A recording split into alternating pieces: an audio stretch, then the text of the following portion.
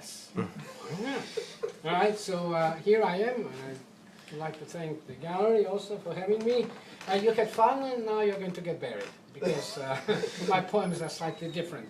I usually don't like to, introduce a poem, because I always remember Nina Kasarian, the Romanian poet, who has had a nice little article about the parody of, I have it somewhere here, I'm sure, about, the American poets' desire to introduce the poem, and they talk about the poem, and then what they do, they actually read the poem, which is nothing else but a repetition of what they talk while they are introducing the poem.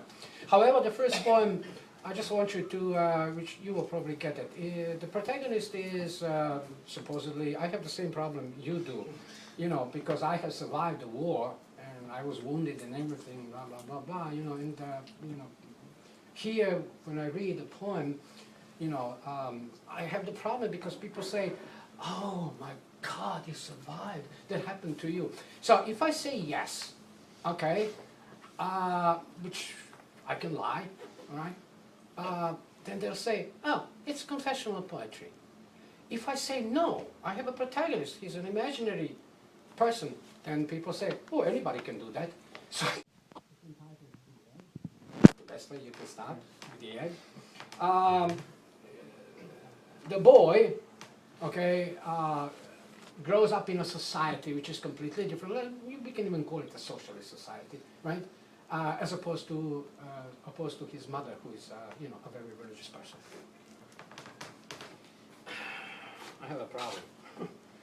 Houston, we have a problem. Okay.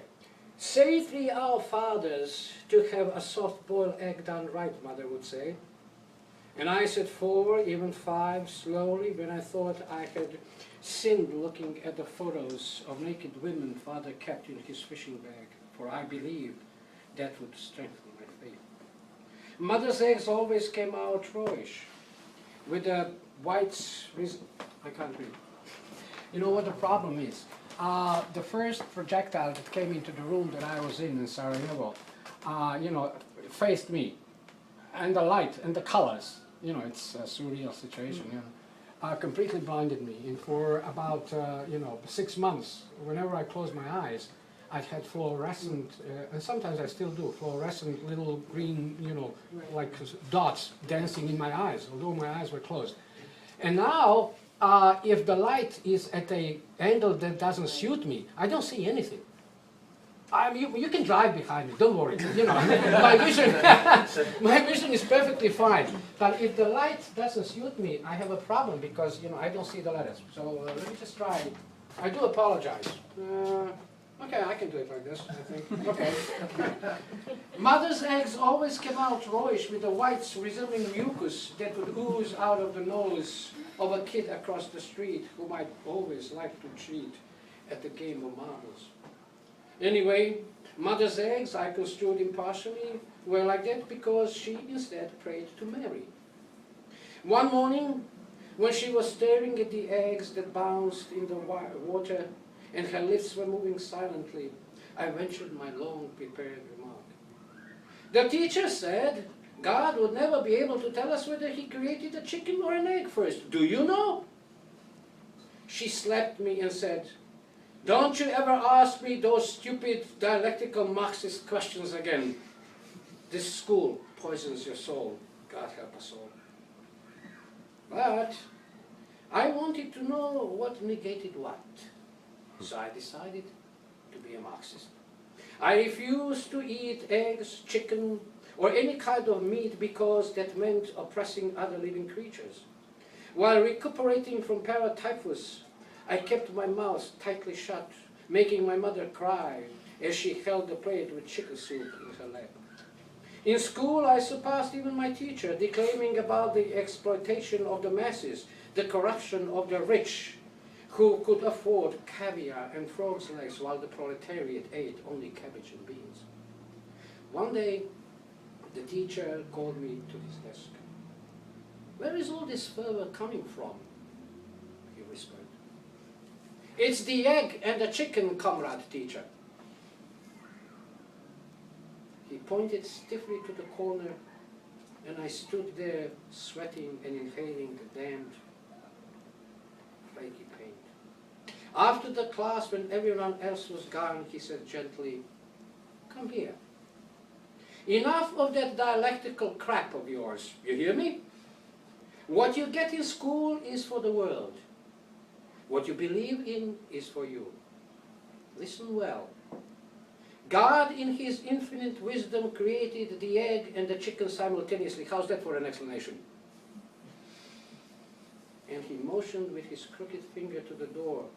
Instantly my whole world crumbled down. I ran home and asked that night for scrambled eggs. Mother crossed herself, mumbling sorrowfully, "Lord, please help me with this boy." The following morning I opened the cupboard and took out 2 eggs. I let them boil till the water evaporated, and I went horse praying.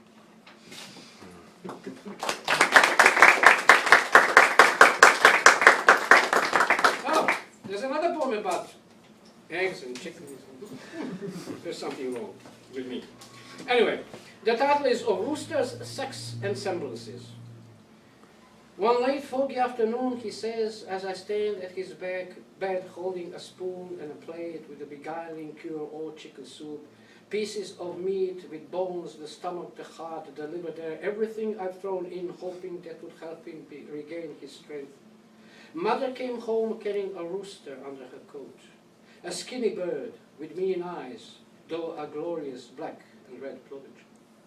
No one in the neighborhood had one in those days after the war, nor did we have money to afford such a creature. She kept him in the kitchen, a prisoner of war almost, and I concluded she had stolen him during one of her excursions, as she called them, into the scattered hamlets across the river in search of some real food. The rooster grew stronger and bigger, so she clipped his wings to prevent him from jumping onto the coal chest and chairs, though his ludicrous hopping around made me angry, as did my mother's remark each time he spread his useless wings, extended his neck and crowed.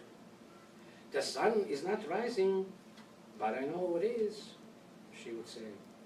I ate that rooster, feathers and all, many times in my dreams, though Mother kept saying, "Never a good soup does a rooster make, but some eggs from you would be a help." I dared not ask her what that would change, until one day a rich neighbor's daughter, a red-haired nymph I dreamed of conquering after I dealt with the dragon in the thicket, smuggled her father's book and showed me a drawing of a man in pointed slippers atop a woman with a red mark on her forehead and dark hair that cascaded down her naked breasts. "That's what roosters do to hens to make eggs," she declared. She took me down into the basement, he whispers haltingly, staring at the ceiling as if retrieving the memory from the shapes the flames of 3 candles play with, sprawled on 2 potato sacks in her cubicle, pulling me down like a rag doll on top of her.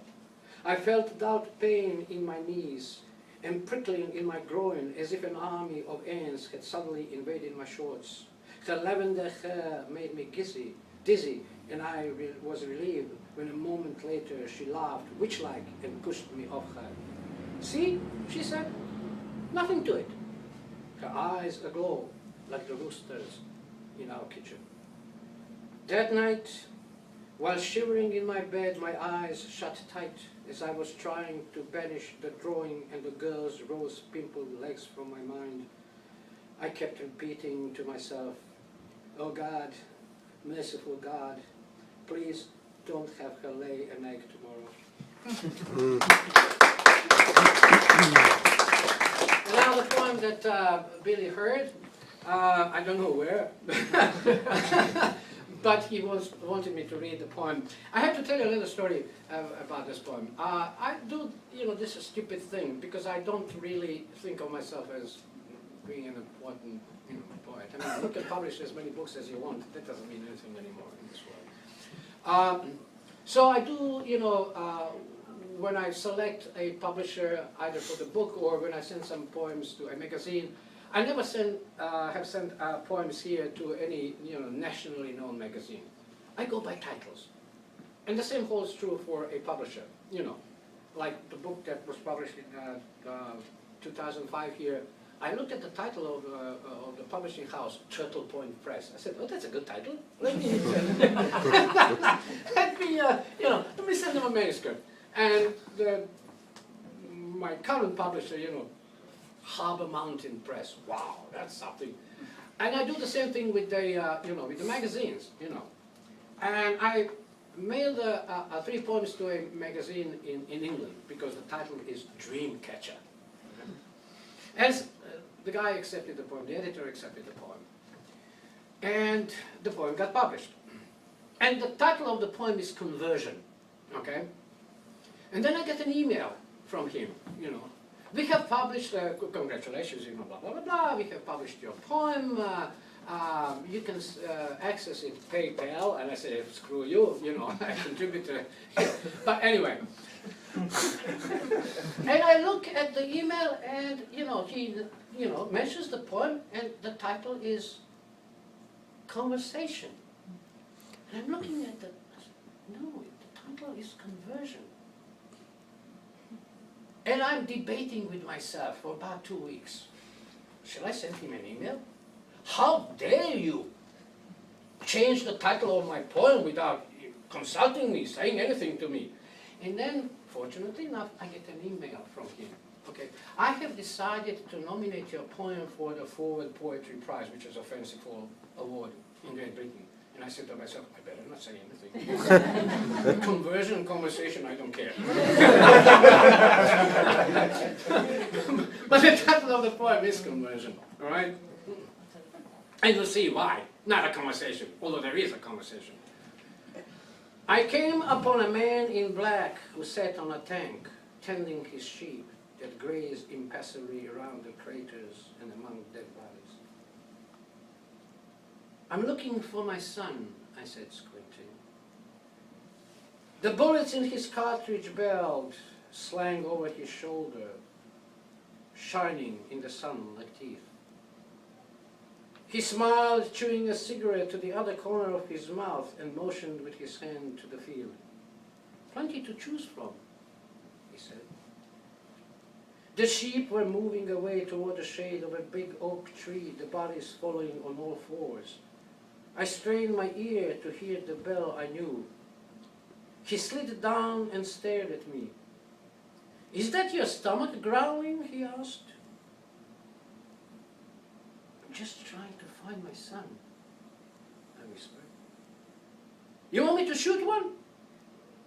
He spat out the butt and stomped it with his boot that was like my son's. We are talking about some good meat, he grinned. The shirt looked familiar, but I couldn't tell. My sheep started to fan out, and I suddenly heard a dog yelp behind me. He whistled, the sound thin and piercing, making the bodies stop. I felt the sweat run down my buttocks and legs as if someone was punching holes in my ribs. Have you seen my son? I uttered, not knowing whether my sound left my mouth. You never had a son! He yelled and cocked his submachine gun. The boots were the same, and so was the shirt. And the Mickey Mouse watch on his wrist was the same. Tell you what, he said and laughed. I'll be your son.